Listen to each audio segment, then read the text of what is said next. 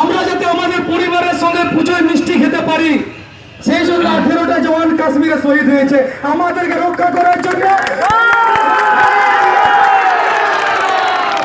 আমরা যাতে ভালোভাবে করতে পারি, আমরা যাতে রাতে ঠিকভাবে ঘুমাতে পারি, আমরা যাতে আমার পরিবারের সাথে ভালোভাবে থাকতে পারি, তার জন্য 18টা জওয়ান আজ শহীদ হয়েছে।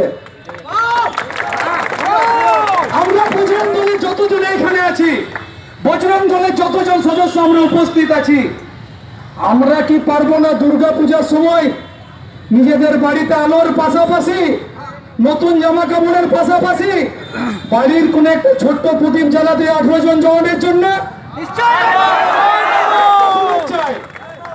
এই তো বজরং দল।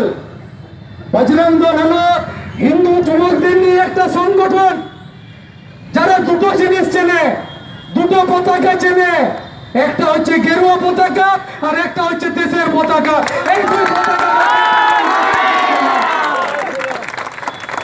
হিন্দু ধর্মের উপর যেখানে আঘাত আসবে, শুধু ভারত নয়, হিন্দু ধর্মের উপর যেখানে আঘাত আসবে আর আমার এই ভারতের উপর যেখানে আঘাত আসবে, বুক জিতিয়ে প্রথম যেখানে দাঁড়িয়ে থাকবে তারা হচ্ছে বজরং দল।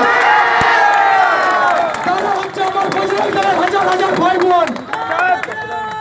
এখন আমার হিন্দু ভাই বোনরা ভাবতে পারেন, যারা আমার মাইকের আওয়াজ শুনছেন, যে কি এমন বিপদ চলে এলো যে আজ হাজার হাজার হিন্দু ভাইদেরকে এখানে জমা হতে এলো, কি এমন কারণ?